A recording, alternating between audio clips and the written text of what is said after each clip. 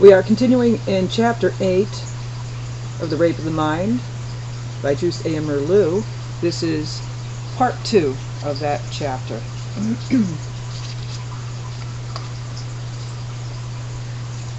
Sudden fright, fear, and terror were the old-fashioned methods used to induce hypnosis, and they are still used by dictators and demagogues. Threats, unexpected accusations, even long speeches and boredom may overwhelm the mind and reduce it to a hypnotic state.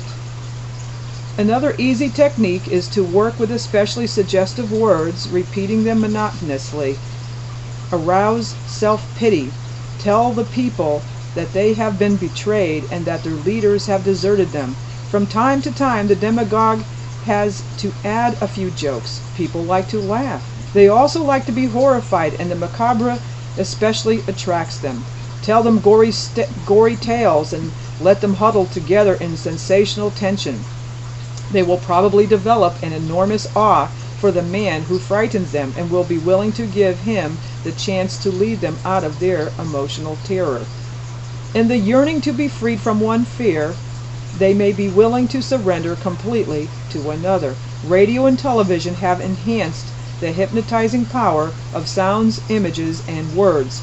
Most Americans remember very clearly that frightening day in 1938 when Orson Welles' broadcast of the invasion from Mars sent hundreds of people scurrying for shelter, running from their homes like panicky animals trying to escape a forest fire. The Welles broadcast is one of the clearest examples of the enormous hypnosuggestive power of the various means of mass communication and the tremendous impact that authoritatively broadcast nonsense can have on intelligent, normal people. It is not only the suggestive power of these media that gives them their hypnotizing effect. Our technical means of communication make of the people one huge participating mass. Even when I am alone with my radio, I am technically united with the huge mass of other listeners. I see them in my mind. I unconsciously identify with them, and while I am listening, I am one with them.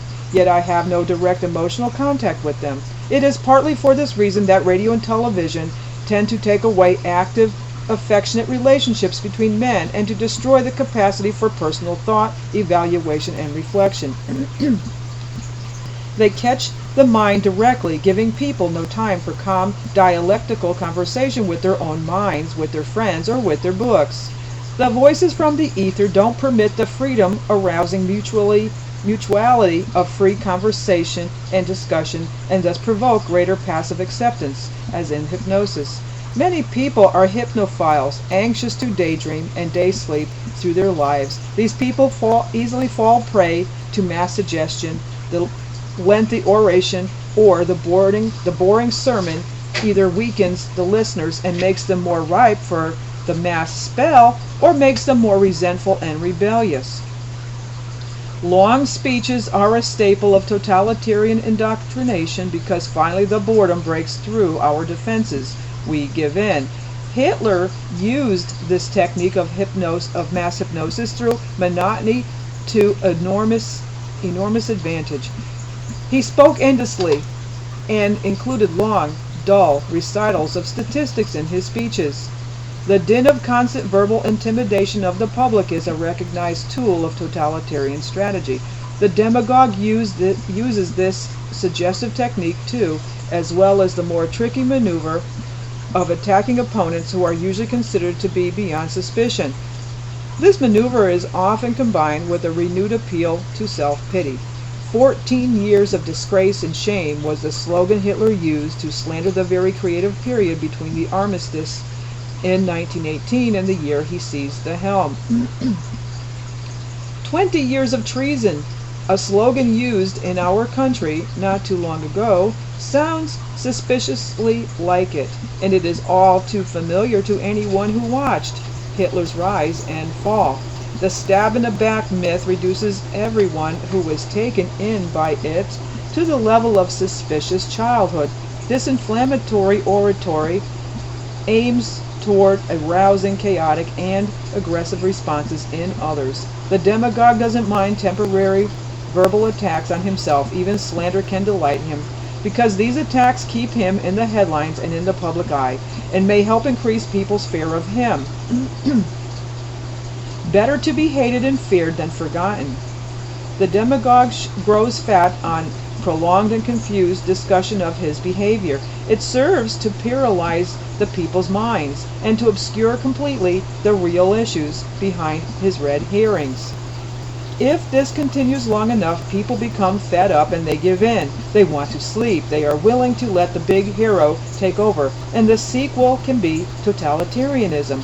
As a matter of fact, Nazism and fascism both gambled on the fear of communism as a means of seizing power for themselves. What we have recently experienced in this country, unplanned though it doubtless is frighteningly similar to the first phase of the deliberate totalitarian attack on the mind by slogans and suspicions. Violent, raucous noise provokes violent emotional reactions and destroys mental control. When the demagogue starts to rant and rave, his outbursts tend to be interpreted by the general public as proof of his sincerity and dedication. But for the most part, such declarations are proof of just the opposite and are merely part of the demagogue's power-seeking strategy.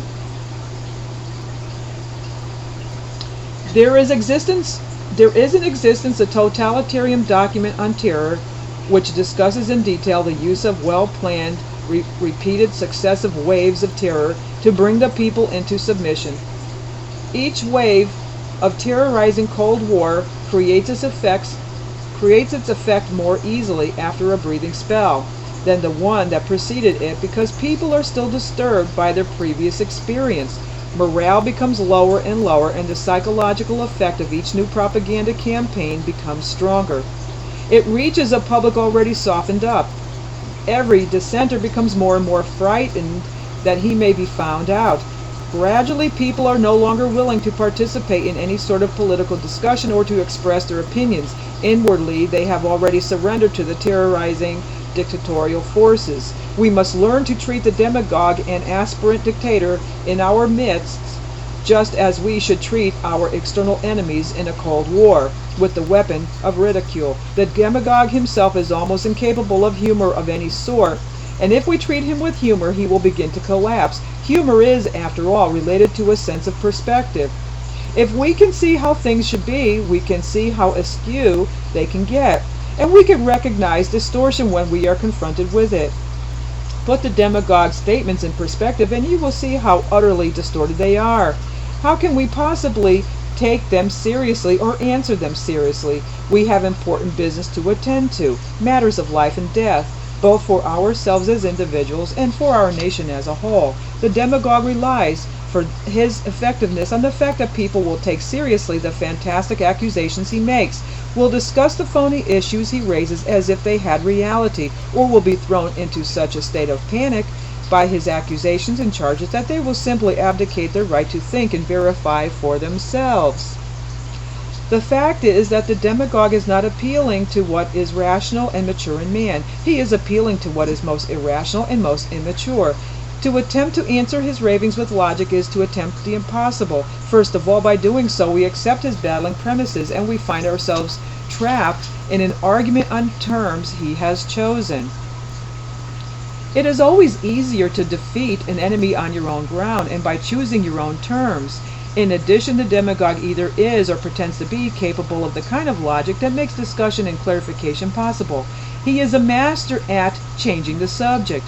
It is worse than criminal for us to get ourselves involved in endless, pointless, and inevitable vituperative arguments with men who are less concerned with truth, social good, and real problems than they are with gaining unlimited attention and power for themselves. In their defense against psychological attacks on their freedom, the people need humor and good sense first. Consistent approval or silent acceptance of any terror-provoking strategy will result only in the downfall of our democratic system. Confusion undermines confidence. In a country like ours, where it is up to the voting public to discern the truth, a universal knowledge of the methods used by the demagogue to deceive or to lull the public is absolutely necessary. And that's part 2 of chapter 8. And I will see you all in the next video. Stay with me.